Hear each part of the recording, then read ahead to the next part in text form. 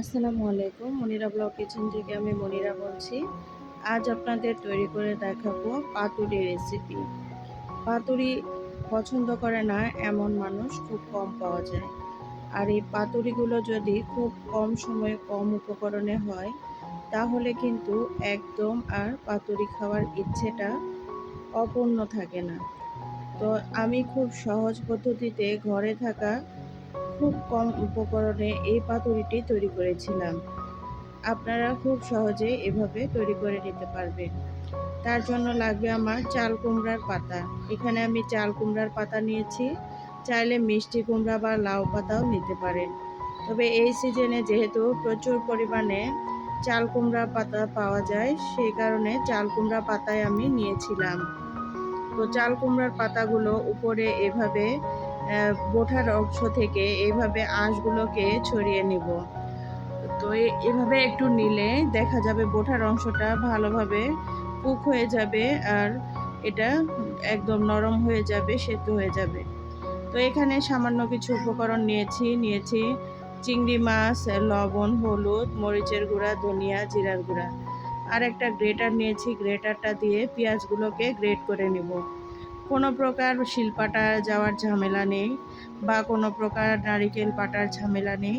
খুব সহজ পদ্ধতিতে কম উপকরণে আপনারা এই পাতুরিটা তৈরি করে খেয়ে দেখবেন, ভালো লাগবে খেতে। চিংড়ি মাছ যেহেতু সব রান্নাতে একদম পারফেক্ট একটা টেস্ট আনে, নিজস্ব একটা টেস্ট আছে। আর সেই চিংড়ি মাছটা দিয়ে এরকম করে পাতুরি বানিয়ে খেতে পারলে তো অনেক ভালো লাগে। তো এরকম করে পাতুরি যদি বানিয়ে কারো সামনে দেন, সে কিন্তু অনেক পছন্দ করবে। এমন কেউ নাই যে এই পাতুরিটা খেয়ে অপছন্দ করতে পারে। তো আমি এখন এই পেঁয়াজগুলোকে গ্রেট করে নিয়েছি, নিয়ে এখন কিছু সরিষার তেল দিয়ে দিলাম। অবশ্যই সরিষার তেলটা দেওয়ার চেষ্টা করবেন। সরিষার তেলটা দেওয়ার কারণে ফ্লেভারটা খুবই ভালো লাগবে। আর একদম কাঁচা ভাবটা লাগবে না সরিষার তেলটা দেওয়ার কারণে। অনেকেই কিন্তু পাতুরির পুর সেটা তৈরি করে চুলার মধ্যে সুন্দর করে পুরটাকে তৈরি করে। তো আমি যে প্রসেসে দেখিয়েছি এইভাবে তৈরি করলে আপনাদের কিন্তু আলাদা করে আর পুরটাকে চুলার মধ্যে তৈরি করতে হবে না। এরকম করে তৈরি করবেন, খেতে অসাধারণ লাগবে। আর চিংড়ি মাছ যেহেতু খুব দ্রুত সেদ্ধ হয়ে যায়, তার কারণে আমি এখানে কম থেকে 10 থেকে 15 বা 20 মিনিট সময় ধরে জাল করে নিব, যার জন্য আমার পাতুরিটা মধ্যে চিংড়িটা কিন্তু খুব সুন্দরভাবে কুক হয়ে যাবে আর খেতেও অসাধারণ লাগবে। তো এই যে কিছুটা পুরগুলো নিয়ে নিলাম, যে পেঁয়াজের সঙ্গে মশলাগুলো মেখে রেখে দিয়েছিলাম, আর একটা চিংড়ি মাছ দিয়ে দিলাম, আর একটু পুর দিয়ে নিচ্ছি। তবে এখানে অতিরিক্ত পুর দেওয়ার চাইতে অল্প পরিমাণ দিলেই আমার কাছে মনে হয় ভালো লাগবে। আর আমার পাতাগুলো খুব বড় হয়ে গিয়েছে, তো সমস্যা নেই। পাতাগুলো অনেকে 2টা করে দিয়েও এই পাতুরিটা তৈরি করে। তো আমার 2টা পাতা দেওয়ার প্রয়োজন নেই। একটা পাতা দিয়েই আমি সুন্দর করে মুড়িয়ে নিব। কোনো প্রকার সুতা বা কোনো কিছুতে বাঁধারও প্রয়োজন নেই, বা পাতাগুলো আগে থেকে সেদ্ধ করে নিতে হবে না। আমি যেভাবে তৈরি করে নিচ্ছি, এই যে দেখুন, এখানে সুন্দর করে এভাবে ভিতরে দিয়ে দিলেই হয়ে যাবে। বাস, এই যে রেডি। একটা পাতুরি আমার তৈরি করে নেওয়া হয়ে গেল। আরেকটা আমি আপনাদের তৈরি করে দেখাবো। এভাবে বাদবাকি সমস্ত পাতুরিগুলো কিন্তু আমি তৈরি করে নিয়েছিলাম। এই যে এরকম করে যে পেঁয়াজের পুরটা তৈরি করে রেখেছিলাম সেটা দিয়ে নিলাম। একটা চিংড়ি মাছ আর একটা কাঁচামরিচ দিয়ে নিব। কাঁচামরিচগুলো যখন খাবেন তখন কিন্তু মানে ভাত খাওয়ার সময় এই পাতুরিটার সঙ্গে কাঁচামরিচটা সুন্দর ভেঙে খাওয়া যায়, আর সেটা কিন্তু অনেক টেস্টি লাগে খেতে। চাইলে আপনি কাঁচামরিচটা মাঝখান দিয়ে একটু চিড়েও দিতে পারেন, সেই ক্ষেত্রে ফ্লেভারটা কাঁচামরিচের ফ্লেভারটা পুরো পাতুরির মধ্যে চলে যাবে। তো আমি অনেকগুলো মরিচ দিয়েছিলাম, যার জন্য এভাবে দিয়েছি। বাচ্চারা খেলে তাদের কাছে ঝাল লাগতে পারে, যার জন্য এভাবে কাঁচামরিচটাকে দিয়েছিলাম। এখন দেখুন, একটা কড়াই বসিয়ে দিয়েছি, আর কড়াইয়ের মধ্যে অনেকগুলো তেল দিয়েছি।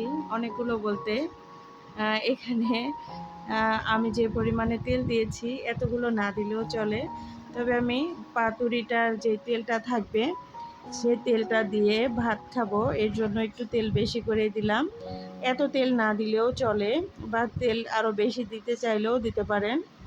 তো এখন এই যে এভাবে একটু নেড়ে চেড়ে ঢাকনা দিয়ে ঢেকে জাল করে নিব 5 মিনিট।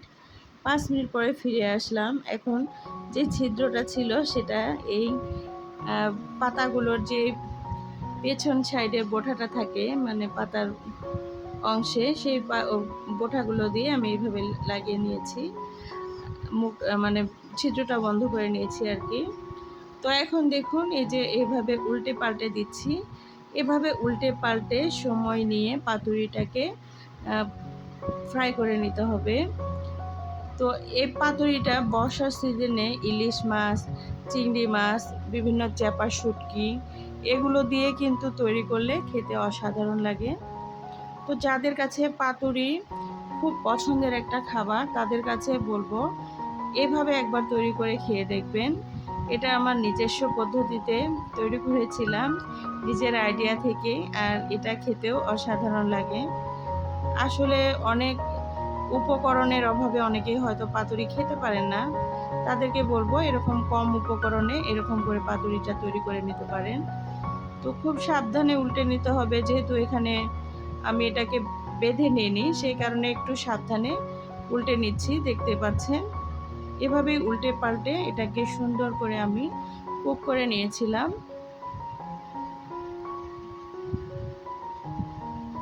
আবারও ঢাকনা দিয়ে ঢেকে এটাকে জাল করে নেব। এখন আমি এটাকে উঠিয়ে নিব। তো দেখুন দুই পাশে কত সুন্দরভাবে কুক হয়ে গিয়েছে, এই যে দেখতে পাচ্ছেন। এটা কিন্তু পাতাটা পুড়ে যায়নি, এই পাতাটা সুন্দর মতো ফ্রাই হয়ে গিয়েছে। আর এই পাতাটা আর ভিতরে যে পুরগুলো আছে চিংড়ি মাছের দিয়ে, সেগুলো দিয়ে ভাত মেখে খেয়ে দেখবেন, অসাধারণ লাগবে। পাতাগুলো আসলে পুড়ে যায় না, পাতাগুলো ফ্রাই হওয়ার কারণে কালো হয়ে যায়। তো এই পাতাগুলো দিয়ে ওটা মেখে ভাত খেতে খুব মজা। আর এই যে তেলটা দেখছেন, এই তেলগুলো আমি ভাতের সঙ্গে নিয়ে নিব, তাহলে ভাতটাও খেতে খুব ভালো লাগবে। তো এখন এগুলোকে অফ ক্যামেরাতে উঠিয়ে নিব, নিয়ে আপনাদের পরিবেশন করে দেখাচ্ছি। এই যে দেখুন পাতুরিগুলোর আমার ফাইনাল লুক। আমি এখানে 4টা তৈরি করেছিলাম, আপনারা বাড়িয়ে কমিয়ে নিতে পারেন। তো আপনাদের ভিতরের অংশটা দেখায়, দেখুন আমি একটা প্লেটে কিছু ভাত নিয়েছি। আর এখন দেখুন এই যে পাতুরিটা প্রচুর গরম, চুলা থেকে মাত্র নামিয়েছিলাম। এই যে লক্ষ্য করলেই বুঝতে পারবেন ধোঁয়া উঠছে। তো এই যে দেখুন পাতুরিটা কত সুন্দর কুক হয়েছে, এই যে ভিতরের পুরটা কত সুন্দর হয়েছে। আর চিংড়ির মাছটাও কিন্তু খুব সুন্দর সেদ্ধ হয়েছে, কাঁচা মরিচটাও। তো কাঁচা মরিচ আর এই পাতুরির তেল আর চিংড়ি মাছ দিয়ে এভাবে ভাত মেখে খেলে মনে হচ্ছে একদম অমৃত। কি যে মজা, যা বলার মতো না। তো পাতাগুলো সহ ভাতটা মেখে খেতে আরও মজা ছিল। তো গরম গরম ভাতের সঙ্গে এরকম পাতুরি যদি থাকে, বিশ্বাস করেন আর কিছুই লাগে না। ভালো থাকবেন, চলে যাচ্ছি, আল্লাহ হাফেজ।